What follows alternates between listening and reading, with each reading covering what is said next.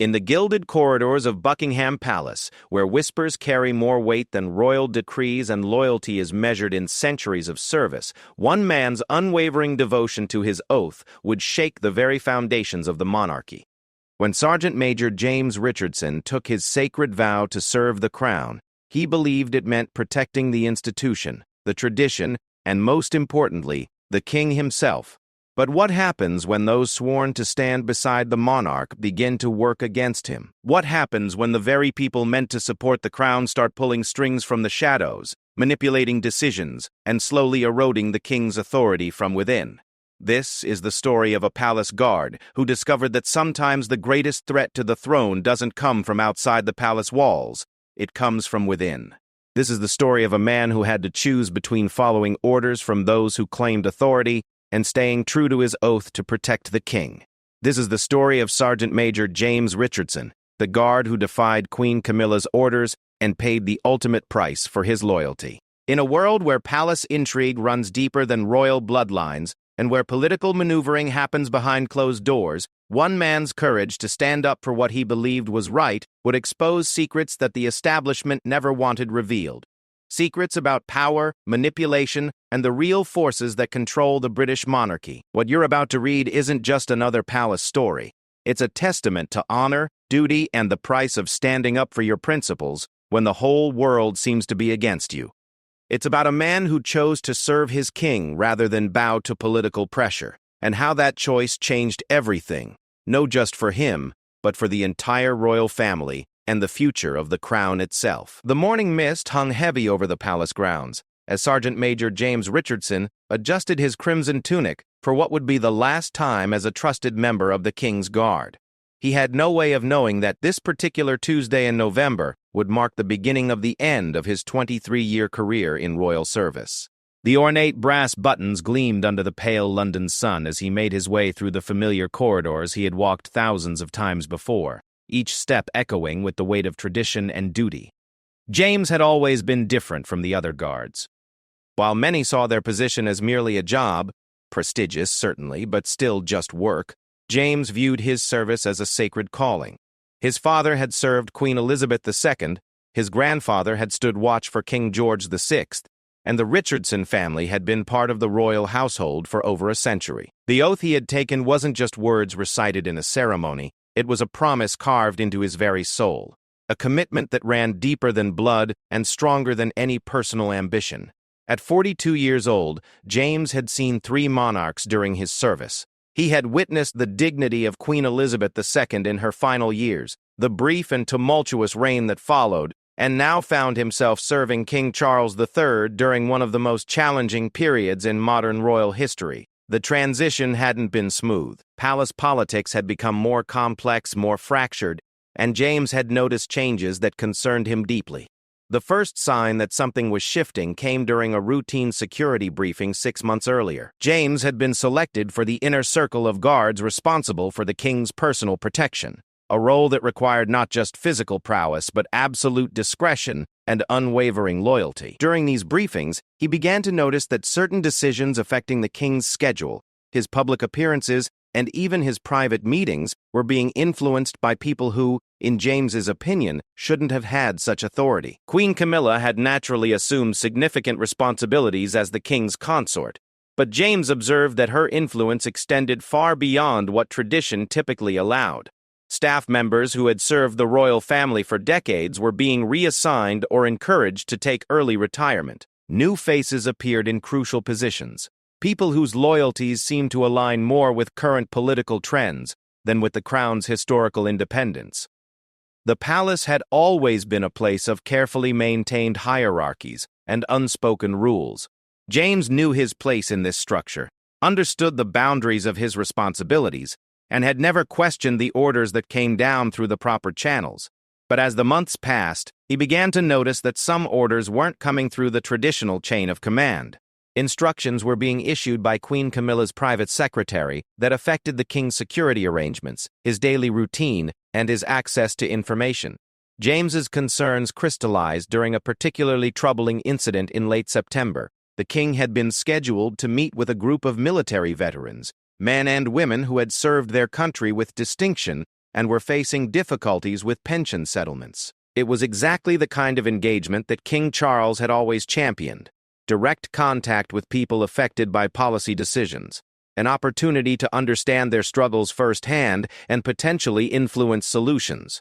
3 hours before the meeting was scheduled to begin, James received orders to inform the king that the engagement had been cancelled due to security concerns. When James inquired about the nature of these concerns, a standard part of his security protocol, he was told simply that the decision had come from Queen Camilla's office and was not to be questioned. No specific threat had been identified. No intelligence had suggested any danger. The cancellation seemed arbitrary and contrary to the king's known wishes. James found himself in an impossible position. His duty was to follow orders from the proper authorities, but his oath was to serve and protect the king. If there was a genuine security threat, he would gladly give his life to protect his monarch. But if the cancellation was politically motivated, if it was designed to prevent the king from engaging with people whose cause might prove embarrassing to the government, then following such orders would be a betrayal of everything he believed his service represented. The weight of this dilemma pressed heavily on James as he walked through the palace corridors that November morning. He had spent sleepless nights studying the protocols, the traditions, and the legal framework that governed his position. The oath of allegiance was clear. His duty was to the crown, not to any individual member of the royal family except the sovereign himself. Queen Camilla, despite her position and influence, was not his commanding officer in any official capacity. As he approached the king's private study, James made a decision that would change the course of his life. Instead of simply delivering the message about the cancelled meeting, he would inform the king about the pattern he had observed. He would present the facts objectively, without interpretation or personal opinion, and allow his monarch to make an informed decision about how to proceed. The study was a sanctuary of calm in the midst of the palace's constant activity. Books lined the walls from floor to ceiling, their leather spines bearing the names of philosophers, historians, and poets who had shaped centuries of thought. The king sat behind an antique desk that had served British monarchs for over 200 years, reviewing documents with the careful attention that had characterized his approach to every responsibility he had ever held. When James knocked and was admitted, he found the king looking tired but alert. The burdens of monarchy had aged him visibly since his coronation, but his eyes still held the intelligence and compassion that had defined his character throughout his long preparation for the throne. James had always admired this about his sovereign: the genuine care he showed for people and causes that others might consider politically inconvenient. "Your Majesty," James began, his voice steady despite the magnitude of what he was about to do, "I have information about today's schedule that I believe requires your attention."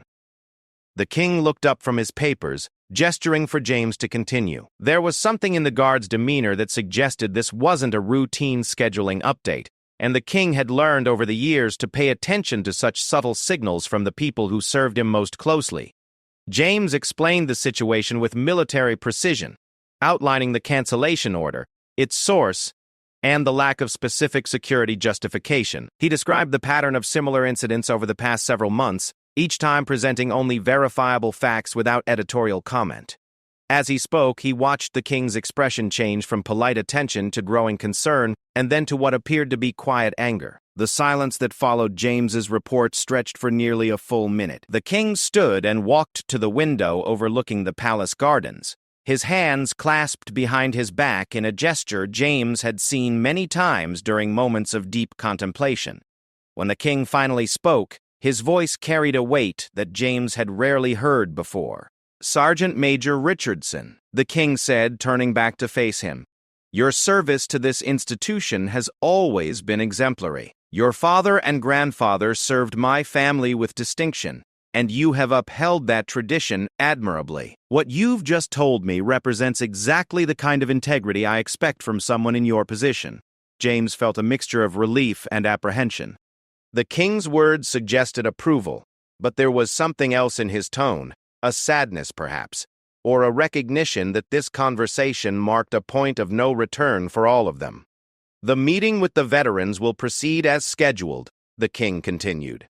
"You will inform the appropriate staff that I consider this engagement essential, and that any security concerns should be addressed through proper channels with specific justification. If anyone questions this decision, They are to be directed to speak with me personally." As James prepared to leave, the king called him back.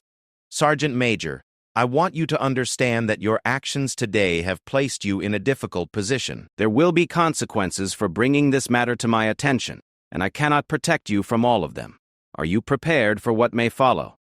James straightened his shoulders and met the king's gaze directly. "Your Majesty, I swore an oath to serve the crown." "If fulfilling that oath brings consequences, then I accept them willingly. My duty is clear, regardless of the personal cost."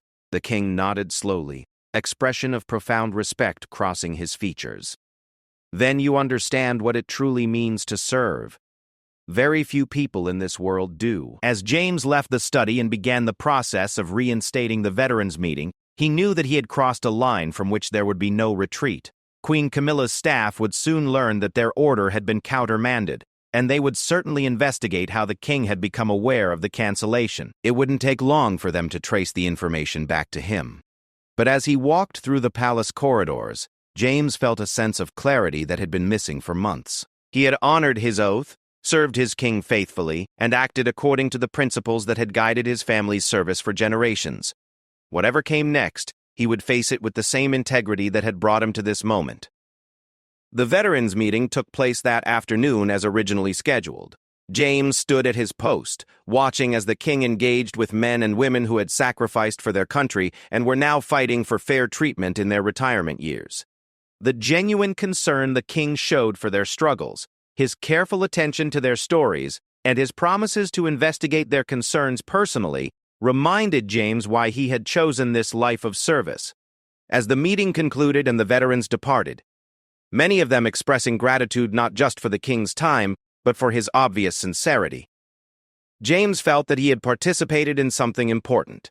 This was what royal service was supposed to be about: connecting the crown with the people it served, ensuring that power was used to protect and support rather than to ignore and dismiss. But even as he savored this moment of purpose and meaning, James knew that forces were already moving against him. Phone calls were being made, meetings were being scheduled, and plans were being formed to ensure that such insubordination never happened again. The machine of palace politics was grinding into motion, and he was about to discover just how ruthless that machine could be when its authority was challenged.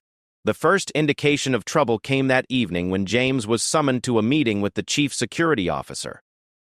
It was unusual for such meetings to occur so late in the day, and the formal nature of the summons suggested that this wasn't going to be a routine discussion about scheduling or protocol. As he made his way to the security office, James reflected on the day's events and the choice he had made. He had no regrets about bringing the matter to the king's attention. His oath required him to serve the crown faithfully, and that meant ensuring that the king had the information necessary to make informed decisions about his duties and responsibilities. If that principle was no longer valued in the modern royal household, then perhaps it was time for him to find a different way to serve his country. The security office was located in one of the palace's less ornate sections, a reminder that not all of the institution's work was concerned with ceremony and tradition. Here, in rooms filled with monitors and communication equipment, the practical business of protecting the royal family was conducted with professional efficiency and military precision. Chief Security Officer Colonel Margaret Thornton had served in various capacities within the royal household for 15 years. She was known for her competence, her discretion, and her ability to navigate the complex political currents that flowed through the palace. James respected her professional judgment, but he also knew that her position required her to balance multiple loyalties and interests that didn't always align with the straightforward duty that guided his own actions. "Sergeant Major Richardson," Colonel Thornton began as soon as James entered her office, "I need to discuss today's events with you. Specifically, I need to understand how certain information about schedule changes reached the king's attention." James had expected this question and had prepared his response carefully. "Ma'am, I reported information relevant to the king's security and schedule directly to His Majesty, as is my duty when I believe such information requires his attention." Colonel Thornton studied him for a long moment. "James, you and I have worked together for years. I know you to be a man of integrity and dedication. That's exactly why this situation is so troubling. You've placed yourself in the middle of something much larger than you may realize." The warning in her voice was unmistakable. but James remained calm. "Ma'am, could you help me understand what you mean by that?" The cancellation of today's meeting was ordered by people who have legitimate authority over certain aspects of the king's schedule. When you bypassed the established chain of command and reported directly to the king, you undermined that authority in a way that has created significant problems. James chose his words carefully. "Ma'am, my oath is to serve the king. When I observe actions that appear to contradict his known wishes or that lack proper justification within our security protocols, I believe it's my duty to ensure he has that information. If I've misunderstood my responsibilities, I would appreciate clarification." Colonel Thornton leaned back in her chair, and James could see that she was struggling with the situation as much as he was. "James, you're not wrong about your duties in principle, but you need to understand that the palace operates within a broader political context. Sometimes decisions are made for reasons that go beyond immediate security concerns or the king's personal preferences." "Ma'am, are you saying that my oath to serve the king is subordinate to political considerations?" The question hung in the air between them, and James could see that it had struck at the heart of the matter. Colonel Thornton was being asked to choose between supporting a guard who had acted according to his sworn duty and maintaining relationships with people whose authority, while not traditionally recognized, had become practically unquestionable. "I'm saying," she replied carefully, "that your interpretation of your duties, while admirable, is creating problems that affect more than just you. There are people who feel that your actions today represented a serious breach of protocol, and they're demanding consequences." James nodded slowly. "I understand, ma'am. What kind of consequences are we discussing?" "That will be determined at a formal hearing tomorrow morning. You'll have the opportunity to present your perspective on today's events, and a decision will be made about how to proceed." She paused, then added more quietly, "James, I would strongly encourage you to consider whether this is a battle worth fighting. There are ways to resolve this situation that would allow you to continue your service with minimal disruption to your career." The implication was clear. If he admitted error and agreed to follow orders without question in the future, he might be allowed to remain in his position. But such an agreement would mean abandoning the principles that had guided his service and accepting that political considerations should override his duty to the king. "Ma'am," James replied, "I appreciate your advice, and I understand the difficult position this situation has created for everyone involved. However, I cannot agree that I acted improperly by ensuring that the king had information relevant to his duties and responsibilities. If that principle is no longer valued, then perhaps it's time for me to find a different way to serve." Colonel Thornton looked at him with what appeared to be admiration mixed with sadness. "I was afraid you'd say that. For what it's worth, James, I think you're a man of exceptional integrity. I just hope that integrity doesn't cost you everything you've worked for." As James left the security office and made his way back to his quarters, he reflected on the conversation and its implications. Tomorrow's hearing would force him to choose between his principles and his career, between his oath to the king and the political realities of modern royal service. It wasn't really a choice at all. His path had been determined the moment he decided to inform the king about the cancelled meeting. But as he prepared for what might be his final night as a member of the king's guard, James felt a sense of peace that had eluded him for months. He had acted according to his conscience and his sworn duty. Whatever tomorrow brought, he would face it with honor, knowing that he had remained true to the values that had guided his family's service for generations. The formal hearing was scheduled for 9 o'clock in the morning in the palace's administrative wing, far from the grand rooms where tourists imagined royal business was conducted. James arrived 30 minutes early, his dress uniform immaculate, his bearing dignified despite the circumstances. He had spent much of the night reviewing the events that had led to this moment. Not searching for justification, he remained convinced that his actions had been correct, but preparing himself mentally for whatever consequences might follow. The hearing room was austere and impersonal, designed for efficiency rather than comfort.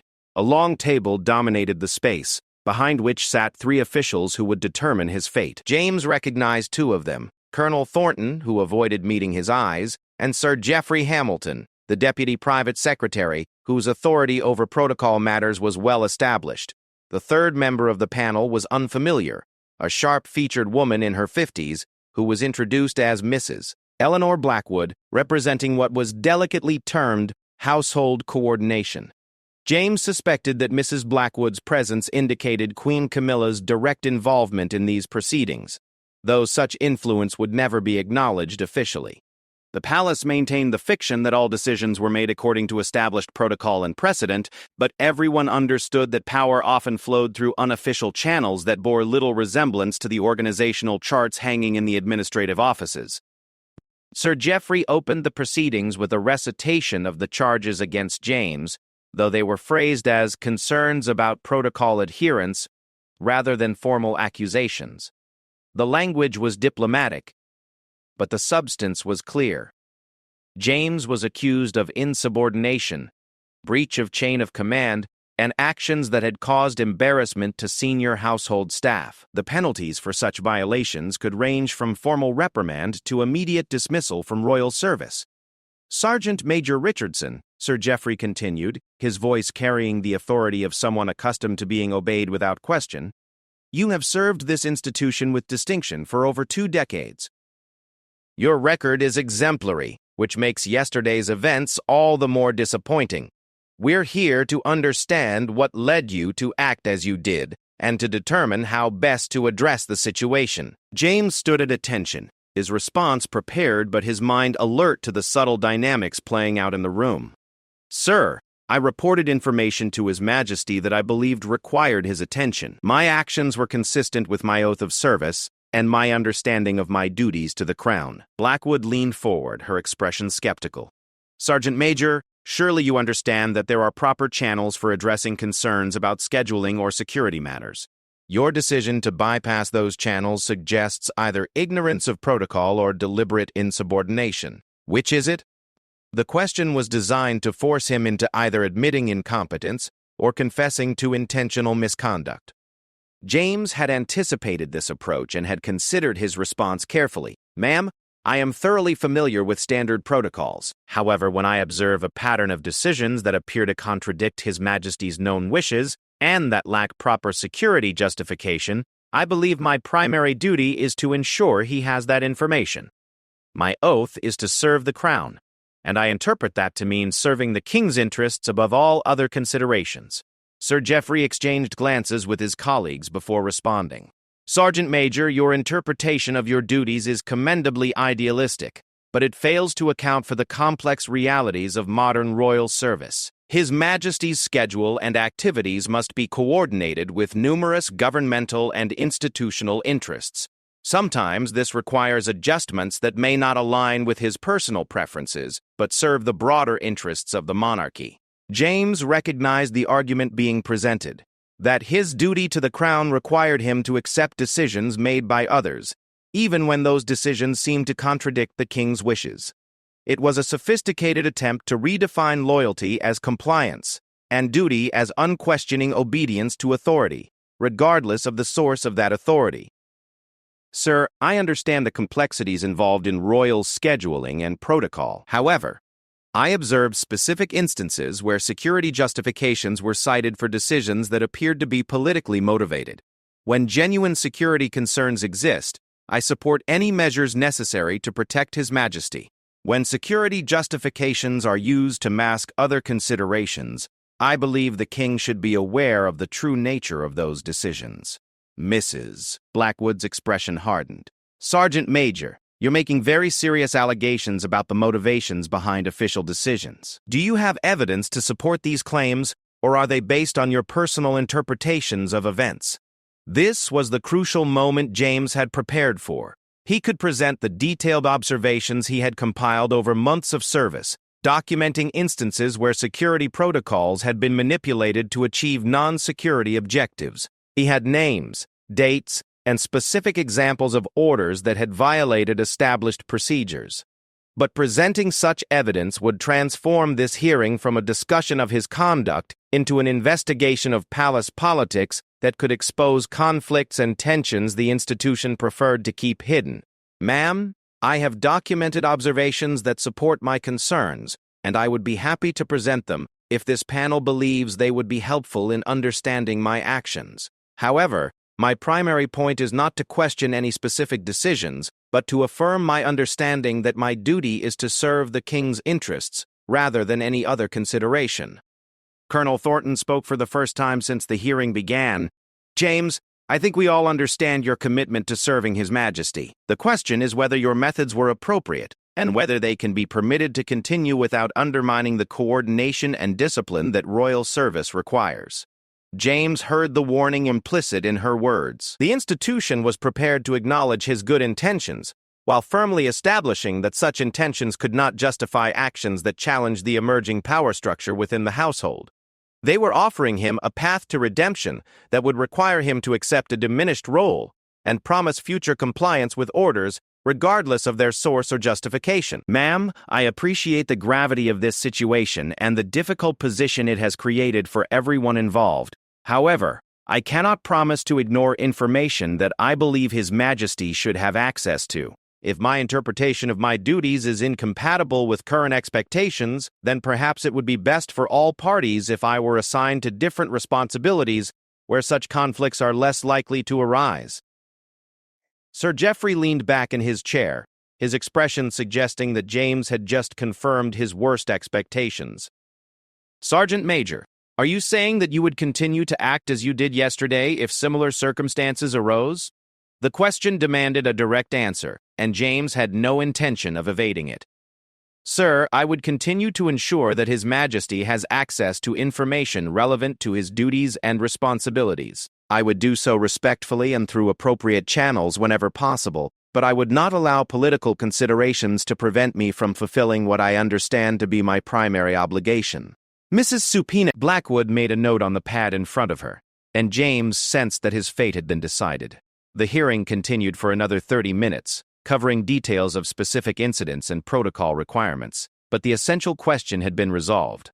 He had refused to accept the redefinition of his duties that would have allowed him to remain in his current position. As the panel retired to deliberate, James was asked to wait in an adjacent room. The 20 minutes that followed felt like hours, but he used the time to reflect on the path that had brought him to this point and to consider what might come next. He had no regrets about his actions, but he was realistic about the likely consequences. The institution would not tolerate open challenges to the authority structure that had emerged under Queen Camilla's influence, even when those challenges came from someone motivated by genuine loyalty to the king. When the panel reconvened, Sir Geoffrey delivered their decision with the formal language that the palace used to mask difficult truths. James would be transferred to a position in the ceremonial guard, effective immediately. His security clearances would be revoked, and he would no longer have access to the king's private quarters or personal schedule. The transfer was described as a lateral reassignment that recognized his valuable service while placing him in a role better suited to his particular strengths and interests.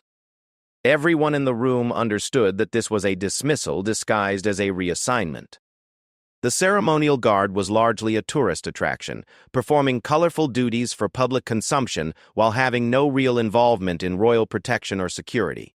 It was a prestigious prison that would allow the palace to claim that James remained in royal service while ensuring that he could never again interfere with the political management of the king's activities. James accepted the decision with dignity, thanking the panel for their consideration and expressing his continued commitment to serving the crown in whatever capacity was deemed appropriate. As he prepared to leave, Mrs. Blackwood delivered what was clearly intended as a final warning. "Sergeant Major Richardson, I hope you understand that your new position comes with the same expectations of discretion and loyalty that have always characterized royal service. Any public discussion of the matters that brought us here today would be viewed very seriously indeed." The threat was unmistakable, but James met her gaze steadily. "Ma'am, I have served this institution with discretion for over 20 years, and I will continue to do so. My commitment to the crown remains unchanged, regardless of my specific duties." As James left the hearing room and made his way through the palace corridors, he encountered several colleagues who had heard rumors about his situation.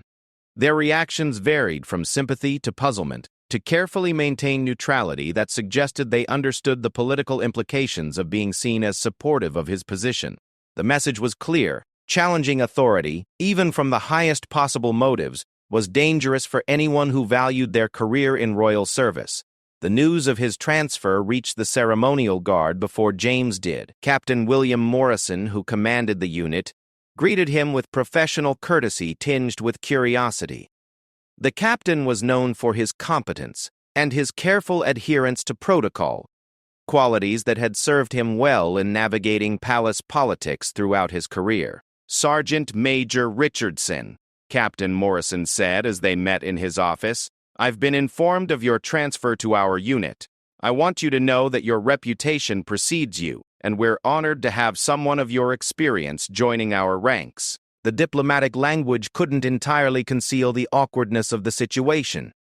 Both men understood that James's assignment represented a form of exile, but institutional courtesy required that it be treated as a normal transfer between equally important positions. "Thank you, sir," James replied.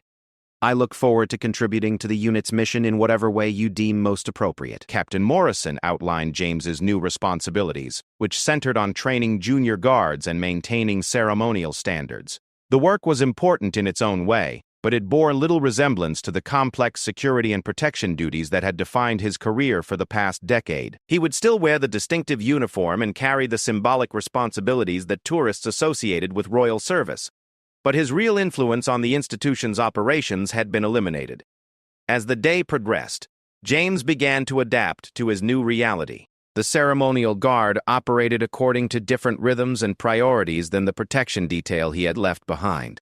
Here, precision mattered more than split-second decision-making. Appearance was valued over tactical readiness, and tradition took precedence over adaptability to changing circumstances. His new colleagues were professionals who took pride in their work, but many of them viewed their service differently than James had approached his previous duties. For them, royal service was an honorable career that provided stability, prestige, and the satisfaction of participating in centuries-old traditions. They performed their duties with competence and dignity, but few seemed to view their service as a calling that might require personal sacrifice in defense of abstract principles. James found himself in the position of a man whose deepest convictions had been rendered irrelevant by circumstances beyond his control. He could continue to serve the crown, but only in ways that posed no threat to the political arrangements that governed palace operations. His transfer had achieved its intended purpose, neutralizing a potential source of resistance while maintaining the appearance of fairness and institutional respect for dedicated service. But as James settled into his new routine, he became aware of conversations and observations that suggested his situation was not unique. Other longtime servants had been reassigned, retired, or encouraged to seek opportunities elsewhere when their approach to royal service conflicted with evolving expectations. The changes were subtle and implemented gradually, but the cumulative effect was significant. The replacement of institutional loyalty with personal loyalty, and the subordination of traditional duties to contemporary political considerations. The most troubling aspect of these changes was their impact on the king himself. James observed from his new position that His Majesty's access to information and people was being carefully managed in ways that had not been apparent from his previous vantage point. Official schedules reflected the preferences of his staff more than his own interests, and opportunities for unscripted interactions with the public had been significantly reduced. During a ceremonial function 2 weeks after his transfer, James witnessed an exchange that crystallized his concerns about the direction of royal service. A group of environmental activists had requested a brief meeting with the king to present a petition about climate policy. The request had been denied for security reasons, despite the fact that similar meetings had been routine during the early months of the king's reign. James watched as the activists were escorted away by police, their disappointed voices echoing across the palace courtyard. He had seen the security assessment for this event, and there had been no credible threats or unusual risks identified. The denial appeared to be based entirely on the political sensitivity of the environmental issues the activists wanted to discuss, rather than legitimate security concerns. Standing at his ceremonial post, James felt the weight of his powerlessness to address what he saw as a betrayal of the king's desire to engage meaningfully with the concerns of his subjects. His transfer had achieved its purpose. He could observe problems but could no longer act to address them. He remained bound by his oath to serve the crown, but his ability to fulfill that oath in any meaningful way had been systematically eliminated. As the day's ceremonies concluded and James prepared to return to his quarters, he reflected on the changes that had transformed his service from a calling into a job. The palace remained as magnificent as ever. The traditions continued with their accustomed pomp and precision, and the institution maintained its public dignity and authority. But beneath the surface, Fundamental shifts were occurring that threatened to transform the monarchy from an institution that served the nation into one that served the political interests of those who could manipulate its operations. James had been trained to protect the king from external threats, but he had discovered that the most serious dangers came from within. His efforts to address those dangers had cost him his position and his influence. But they had also revealed the true nature of the challenges facing the crown in an era when traditional loyalties were being redefined by contemporary political pressures. The question that haunted James as he contemplated his future was whether anyone else would be willing to pay the price he had paid to defend the principles that had once guided royal service. The institution had demonstrated its ability to neutralize resistance and silence dissent while maintaining its public facade of honor and tradition. Unless others were prepared to risk their careers and their security to defend those principles, the transformation of the monarchy would continue unchallenged, regardless of its impact on the king or the nation he served. As James settled into the routine of his new position, he began to understand that his real test was not yet over. The hearing had determined his official fate, but it had not resolved the fundamental question of how he could continue to serve the crown effectively in circumstances where traditional service had been redefined as insubordination. His next challenge would be finding ways to honor his oath while working within constraints designed to prevent him from doing exactly that. The battle for the soul of royal service was far from over, and James was beginning to realize that his role in that battle had only just begun.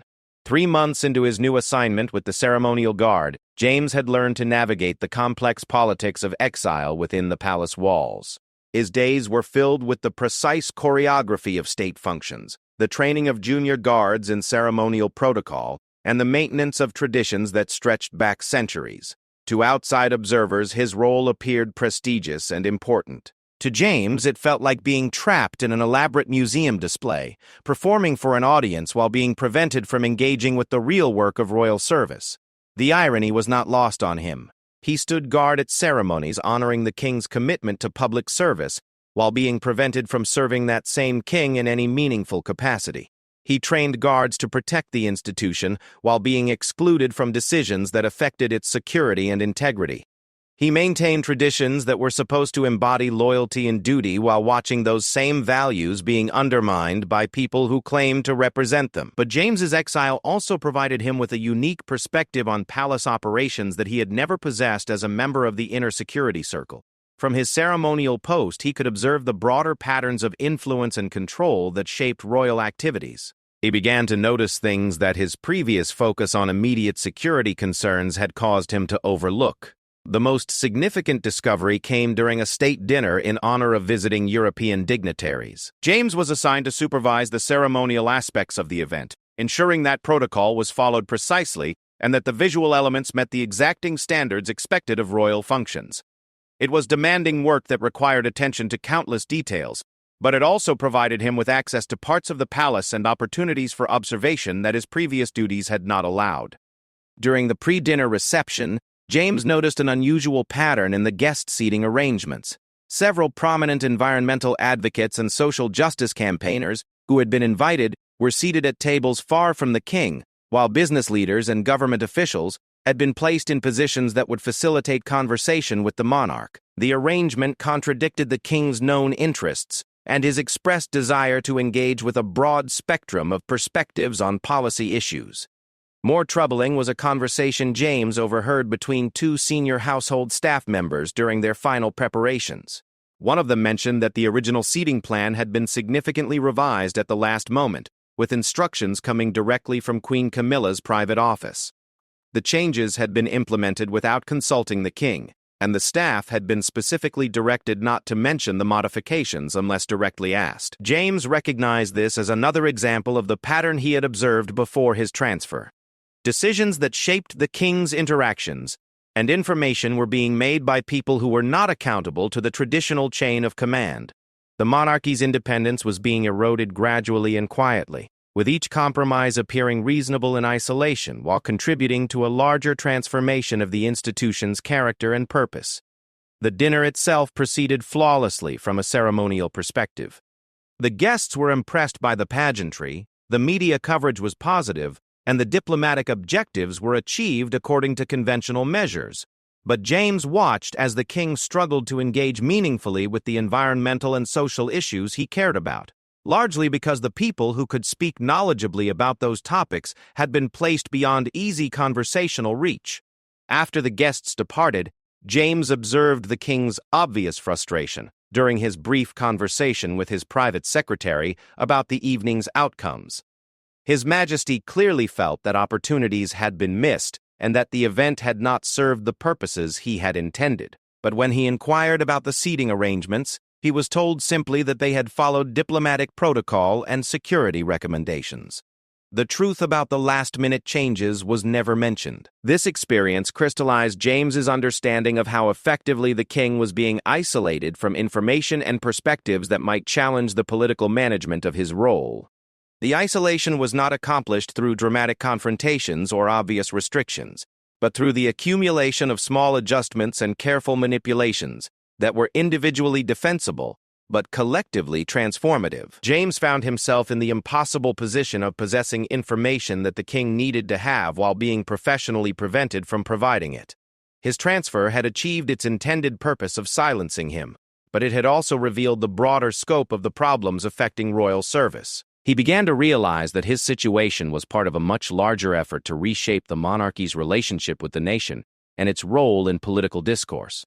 The weight of this understanding became unbearable during a particularly significant event 3 weeks later. The king had been scheduled to visit a community center in East London that served refugees and asylum seekers, many of whom had fled conflicts and persecution in their home countries. The visit was intended to highlight the king's long-standing commitment to humanitarian causes and his belief that the monarchy should demonstrate compassion for society's most vulnerable members. 2 days before the scheduled visit, James learned through his ceremonial guard responsibilities that the event had been cancelled. The official reason given was a scheduling conflict with a more important engagement, but James discovered that the conflict was with a private dinner hosted by Queen Camilla for prominent Conservative Party donors. The community center visit was being sacrificed to accommodate a partisan political event that had no official status but significant practical importance to the government.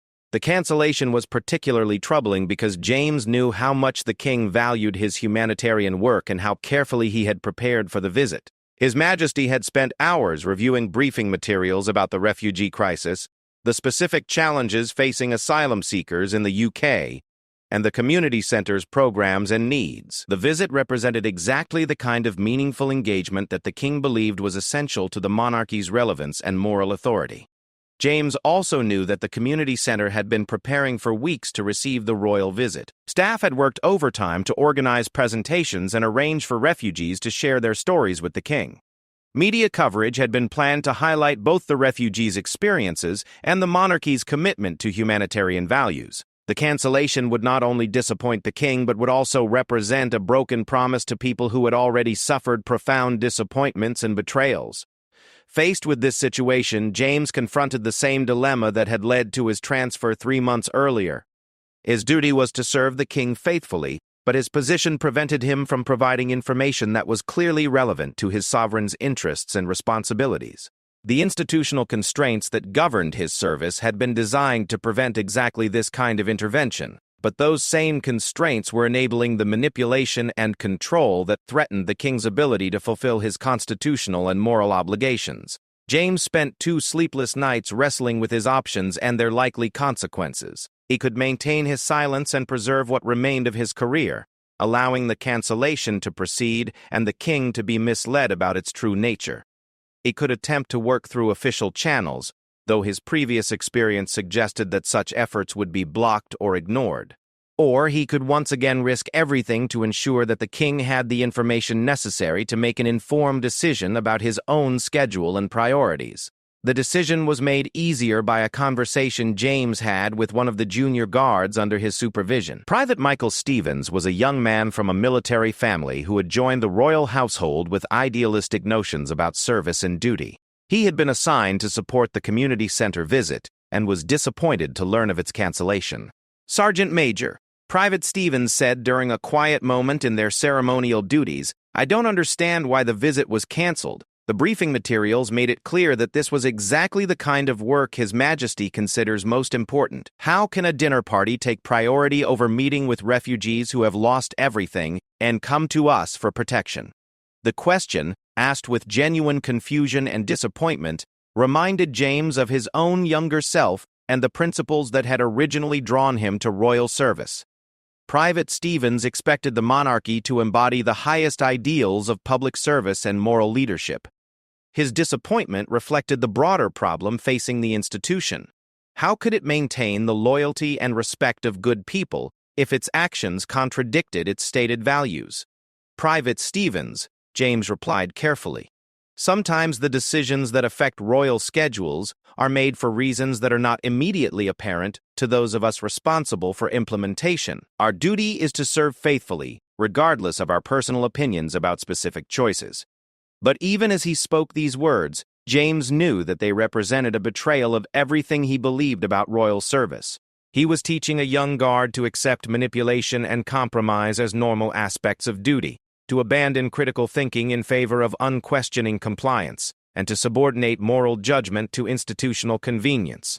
These were precisely the lessons that would eventually transform the monarchy from an institution of principle into a tool of political expedience. That evening, James made his decision.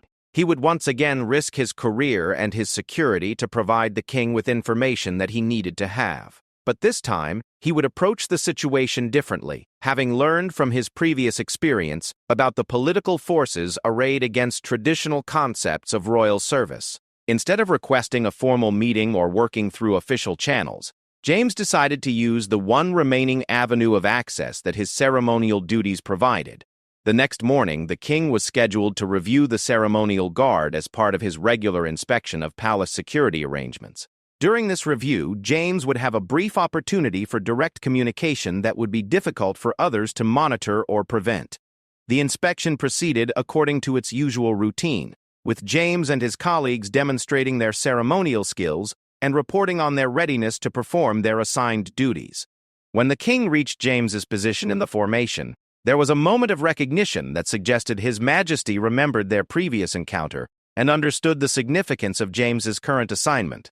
"Sergeant Major Richardson," the king said, pausing slightly longer than protocol required, "I trust you are finding your new duties satisfactory?" The question provided exactly the opening James had hoped for. "Your Majesty, I am honored to serve the crown in whatever capacity is deemed appropriate. However, I have information about your upcoming schedule that I believe requires your attention." James could sense the immediate tension from the senior officials who were accompanying the king on his inspection. Colonel Thornton stepped forward slightly, clearly prepared to intervene if necessary, but the king raised his hand almost imperceptibly, indicating that he wanted to hear what James had to say. Speaking quietly but clearly, James provided the essential facts about the canceled community center visit and the conflicting engagement that had taken priority.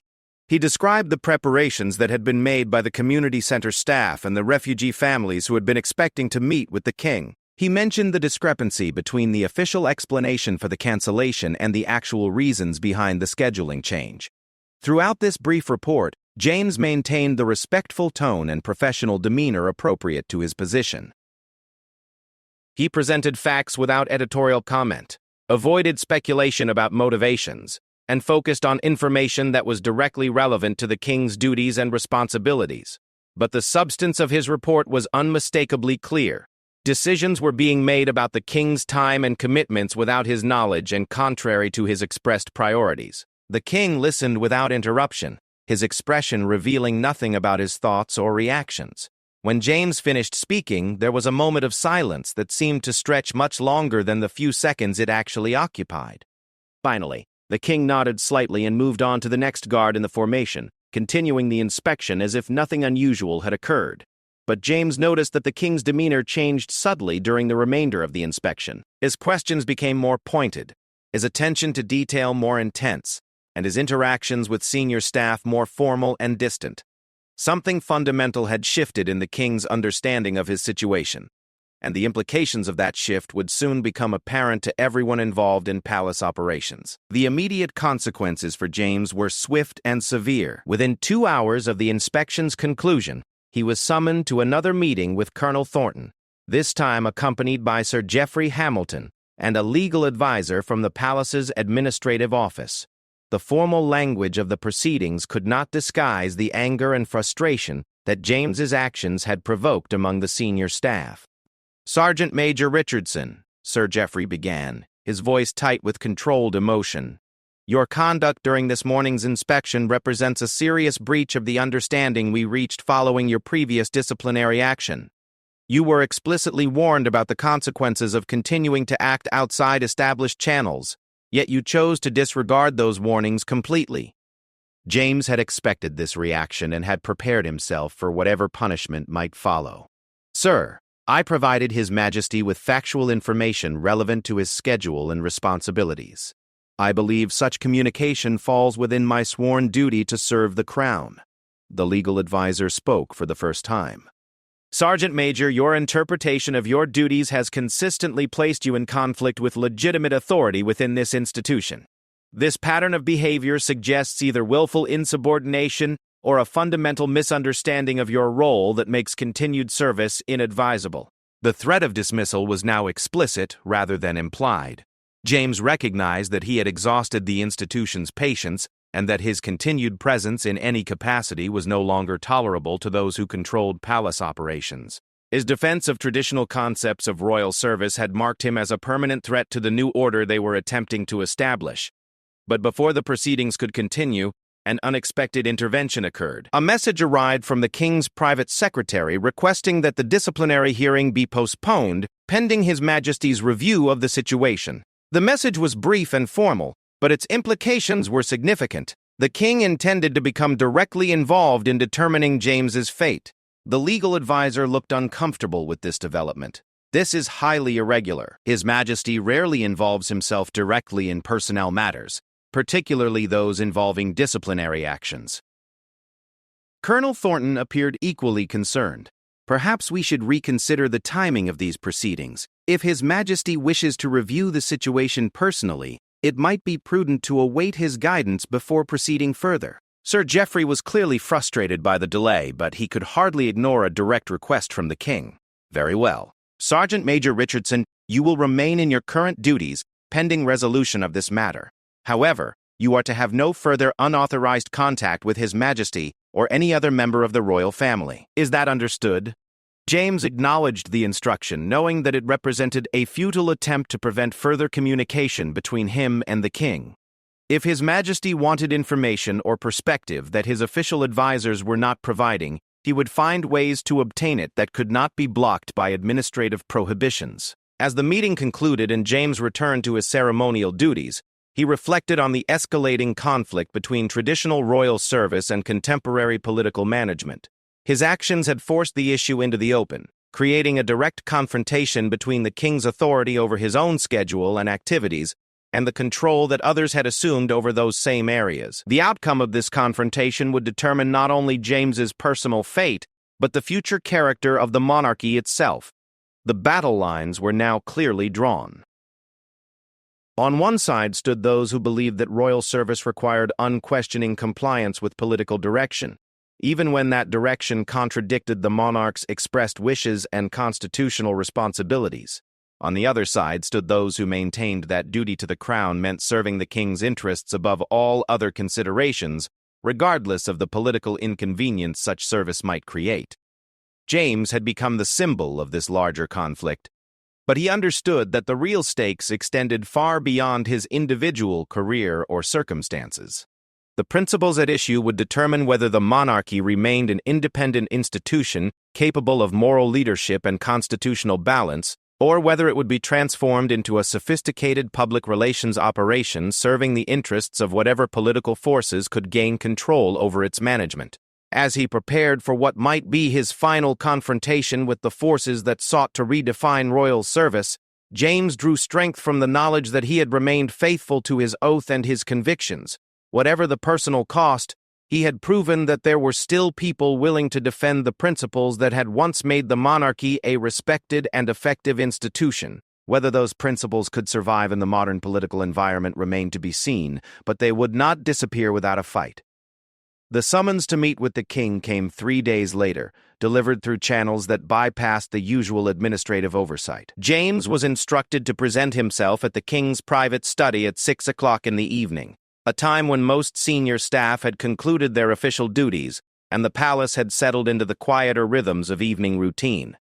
The timing and method of the invitation suggested that His Majesty intended this conversation to occur without the knowledge or interference of those who had been managing his schedule and access to information. James approached the meeting with a mixture of anticipation and resignation. He had accomplished what he set out to do, ensuring that the king was aware of the forces that were constraining his ability to fulfill his constitutional and moral obligations. But he also understood that this meeting might represent the final chapter in his career of royal service, regardless of its outcome. The forces arrayed against him had demonstrated their power and their determination to eliminate any challenges to their authority. The king's study was softly lit by evening light, filtering through tall windows that overlooked the palace gardens. The room felt different from James's previous visit, more intimate somehow, as if the king had deliberately created an atmosphere conducive to frank conversation rather than formal protocol. His Majesty gestured for James to take a seat in one of the comfortable chairs arranged near the fireplace, a gesture that immediately established a tone of personal rather than official discourse. "Sergeant Major Richardson," the king began, his voice carrying a weariness that suggested the weight of recent revelations, "I want to thank you for providing me with information that, apparently, my official advisors felt I did not need to possess. Your courage in doing so, despite the obvious personal risk, exemplifies the kind of service that this institution requires, but rarely receives." James felt a mixture of relief and concern at the king's words. Relief that his actions had been understood and appreciated, but concern about the implications for his sovereign's relationship with the palace establishment. "Your Majesty, I have simply tried to fulfill my oath of service. If that has created difficulties, I accept responsibility for the consequences." The king leaned forward slightly, his expression intense. "James, if I may use your Christian name, the difficulties were not created by your actions, they were revealed by them.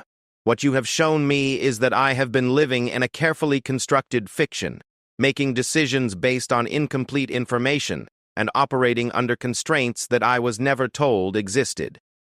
The king went on to describe his own investigation into the patterns that James had identified. Using his constitutional authority and the access that even his most controlling advisors could not completely eliminate, His Majesty had begun to examine the decision-making processes that governed his schedule, his public engagements, and his access to information. What he had discovered confirmed James's observations and revealed an even more extensive system of management and control than either of them had initially realized.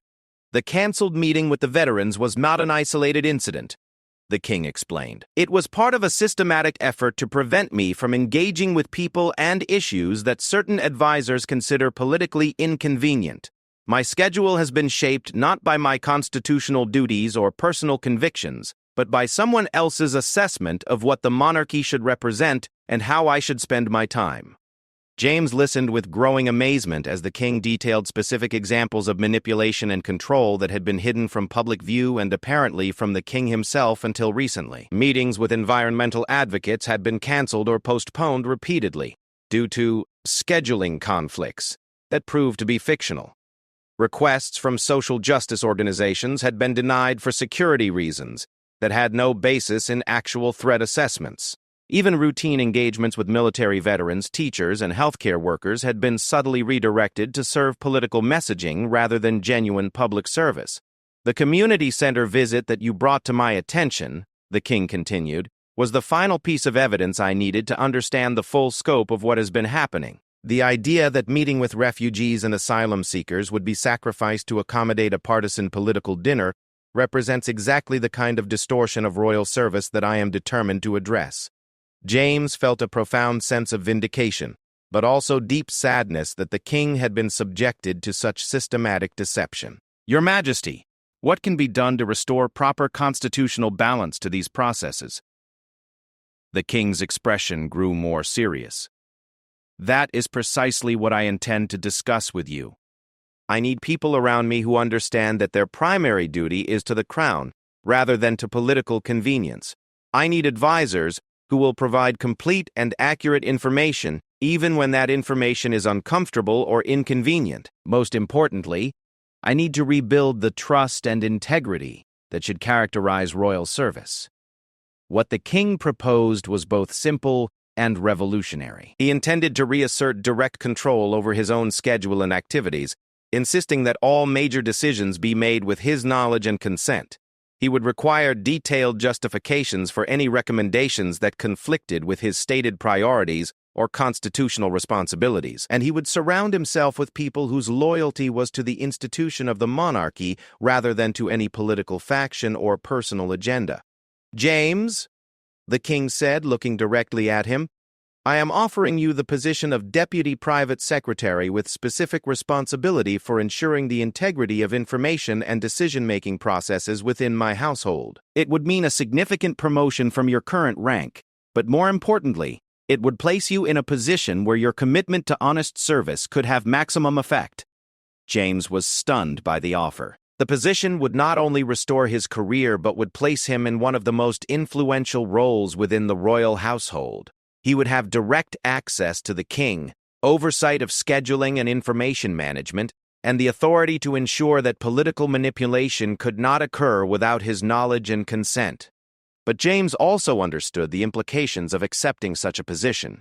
Queen Camilla and her allies would view his appointment as a direct challenge to their authority and influence. The political forces that had sought to control royal activities would regard his elevation as a threat to their entire project. He would become a permanent target for those who preferred the manipulable monarchy they had been creating to the independent institution that the king was determined to restore. "Your Majesty," James replied carefully, "I am deeply honored by your confidence and your offer.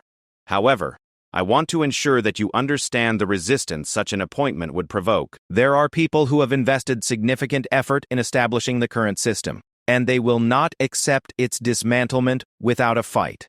The king nodded gravely. "I am fully aware of the challenges we would face. But James, this is about more than palace politics or administrative arrangements. This is about whether the monarchy will remain a constitutional institution capable of independent moral leadership, or whether it will become a sophisticated public relations operation controlled by political operators who care nothing for its historical purpose or future integrity." The conversation continued for nearly 2 hours, covering the practical details of how traditional royal service could be restored and the obstacles that such restoration would inevitably encounter. The king demonstrated a thorough understanding of the political dynamics involved and a realistic assessment of the costs and benefits of different approaches. Most importantly, he showed a determination to reclaim his constitutional role regardless of the personal and political price such action might require. As the meeting drew to a close, James made his decision. "Your Majesty, if you believe that my service can contribute to restoring the integrity of this institution, then I accept your offer gratefully. I understand the challenges we will face, but I also understand that some principles are worth defending, regardless of the consequences." The king smiled for the first time during their conversation. "Thank you, James. With people like you willing to put duty before comfort, there may be hope yet for this old institution." The announcement of James's appointment was made the following morning through the court circular, the official record of royal activities. The brief notice stated simply that Sergeant Major James Richardson had been appointed to the position of Deputy Private Secretary to His Majesty the King, effective immediately. No explanation was provided for this unusual promotion from the ceremonial guard to one of the most senior positions in the royal household. The reaction was immediate and intense. Queen Camilla's staff expressed shock and dismay at the appointment, suggesting that it represented poor judgment and a dangerous precedent. Senior palace administrators questioned the wisdom of elevating someone who had been the subject of recent disciplinary action. Political commentators speculated about the king's motivations and the implications for royal neutrality in governmental affairs. But James also received messages of support from unexpected sources. Long-serving palace staff who had watched the gradual erosion of traditional values expressed quiet satisfaction that someone committed to institutional integrity had been recognized and empowered. Military colleagues congratulated him on his promotion while understanding that his new position represented a vindication of the principles that had guided his controversial actions. Most significantly, the appointment sent a clear message throughout the royal household about the king's priorities and expectations. His Majesty was determined to surround himself with people whose loyalty was to the crown rather than to political expedience. He intended to restore meaningful content to royal service rather than accepting its reduction to ceremonial performance and political messaging. James's first weeks in his new position were challenging but exhilarating. He discovered that many of the problems he had observed as a guard were symptoms of deeper systemic issues that affected every aspect of palace operations.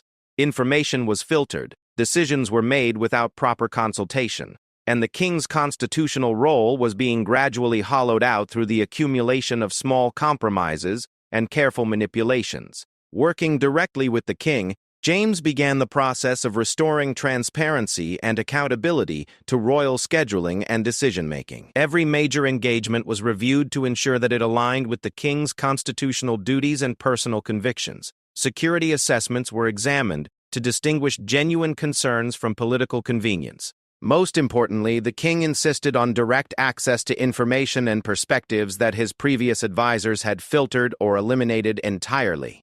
The changes were gradual but significant. The cancelled community center visit was rescheduled and took place with enormous success, generating positive media coverage and demonstrating the monarchy's commitment to humanitarian values. Environmental advocates and social justice campaigners found that their requests for royal engagements were being considered fairly rather than automatically dismissed. Military veterans, teachers, healthcare workers, and other public servants discovered that the king was genuinely interested in understanding their challenges and supporting their work. But the most important change was less visible to public observation. The king began to function as an independent constitutional actor rather than a managed public figure. His speeches reflected his own convictions rather than political talking points. His charitable activities addressed causes he considered important rather than those deemed safe by political advisors. His interactions with government ministers became more substantive and, occasionally, more challenging to official policy positions. Queen Camilla's reaction to these changes was predictably hostile. She viewed James's appointment and influence as a direct threat to her own position and to the political arrangements she had worked to establish.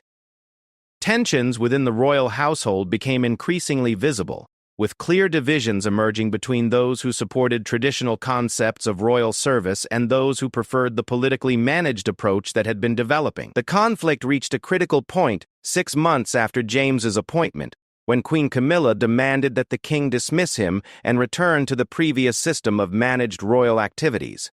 The confrontation was private, but its implications were profound. The queen consort was essentially demanding that her husband subordinate his constitutional role to her political preferences, treating the monarchy as a family business rather than a national institution. The king's response was decisive. In a private meeting that James was asked to attend, His Majesty made clear that he would not accept any constraints on his constitutional authority or his choice of advisors. Queen Camilla was informed that her role as consort did not include veto power over royal household appointments or constitutional activities. If she could not accept these boundaries, the king suggested she might wish to reconsider her own role and responsibilities. The ultimatum had its intended effect. Queen Camilla retreated from her demands, though she continued to work behind the scenes to undermine James's influence and restore the previous system of control. But the king's public support for his deputy private secretary sent an unmistakable message about his commitment to institutional independence and traditional concepts of royal duty. As James settled into his role and began to implement systemic changes that would make future manipulation more difficult, he reflected on the journey that had brought him from ceremonial exile to one of the most influential positions in the royal household. His willingness to risk everything in defense of his principles had not only restored his own career, but had helped preserve the constitutional integrity of the monarchy itself. The battle was far from over. Political forces would continue to seek control over royal activities, and Queen Camilla's allies would look for opportunities to reassert their influence. But fundamental precedents had been established that would make future attempts at manipulation more difficult and more visible. The king had demonstrated his determination to function as an independent constitutional actor, and he had shown that he would support those who served the crown faithfully, rather than those who sought to use it for political purposes. Most importantly, James had proven that traditional concepts of royal service, loyalty to the institution rather than to political convenience, commitment to constitutional duty rather than partisan advantage, and courage to defend principles regardless of personal cost, could survive and thrive even in the challenging political environment of the 21st century. As he looked toward the future, James understood that his real achievement was not personal advancement, but institutional preservation. He had helped ensure that the monarchy would remain capable of providing moral leadership, constitutional balance, and independent judgment in an era when such qualities were increasingly rare and valuable. His service to the crown had evolved from physical protection to constitutional protection, from guarding the king's person to defending the king's authority and independence. The oath he had taken so many years ago to serve the crown faithfully and protect the constitutional order had been fulfilled in ways he could never have imagined when he first put on the uniform of the King's Guard. But the essence of that service remained unchanged: loyalty to principles that transcended personal interest, commitment to institutions that served the nation rather than political factions, and courage to defend what was right regardless of the consequences. In the end, James Richardson had served his king not by following orders without question, but by ensuring that his sovereign had the independence, information, and institutional support necessary to fulfill his constitutional role effectively. It was a different kind of service than he had originally envisioned, but it was perhaps the most important service he could have provided to the crown and the nation it represented.